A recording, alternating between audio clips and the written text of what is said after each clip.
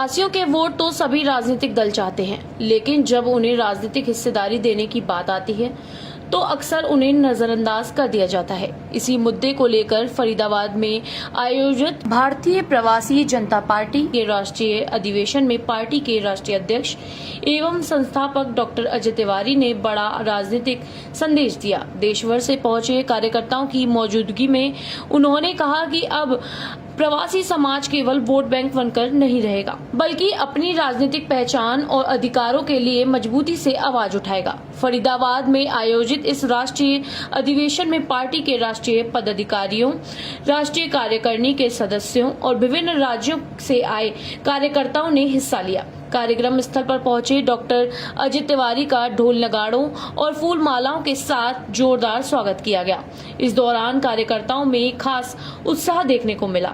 अधिवेशन को संबोधित करते हुए डॉक्टर अजय तिवारी ने पंजाब विधानसभा चुनाव को लेकर बड़ा ऐलान किया। उन्होंने कहा कि भारतीय प्रवासी जनता पार्टी पंजाब की 50 विधानसभा सीटों पर अपने उम्मीदवार उतारेगी। तिवारी का कहना था कि पंजाब में बड़ी संख्या में प्रवासी समाज के लोग रहते हैं और उनकी पार्टी उनकी आवाज बनकर चुनावी मैदान में उतरेगी। उन्होंने कहा कि प्रवासी समाज वर्षों से देश और विभिन्न राज्यों के विकास में अहम योगदान देता आया है। देखिए, चुनाव की तैयारी करने का सीधा सिंपल सिस्टम है। हमारी पार्टी बिल्कुल नई है, हर आदमी जानता है, नया है। आपने देखा होगा अरविंद केजरीवाल जी की जमीन से तैयारी नहीं की थी, एक चर्चा बनी और 67 सीट जीत गए।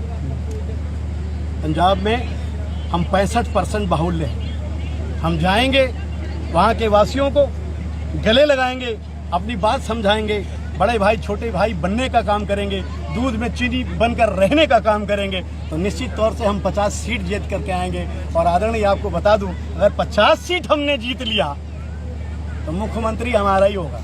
अधिवेशन के दौरान डॉक्टर अजय तिवारी ने पार्टी के सामाजिक और आर्थिक नीतियों का भी जिक्र किया। उन्होंने कहा कि जिन परिवारों की वार्षिक आय 2,40,000 रुपए से कम है, उन्हें स्वास्थ्य और शिक्षा जैसी बुनियादी सुविधाएं निःशुल्क उपलब्ध कराई जानी चाहिए। उन्होंने केंद्र और राज्य सरकारों से प्रत्येक राज्य में प्रवासी कल्याण बोर्ड के गठन की मांग की।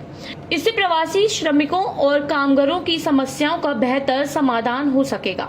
साथ ही लोगों को अपने ही राज्य में रोजगार के अधिक अवसर उपलब्ध कराने की दिशा में भी काम किया जाना चाहिए। वहीं गुरुग्राम लोकसभा चुनाव के दौरान अपने कुछ पुराने साथियों की नाराजगी के सवाल पर डॉक्टर अजय तिवारी ने कहा कि उनके मन में किसी के प्रति कोई शिकायत या नाराजगी नहीं है। उन्होंने कहा कि जो भी साथी उन्हें बुलाएगा वह उसके बीच अवश्य जाएंगे। उनका उद्देश्य लोगों को जोड़ना है, तोड़ना नहीं।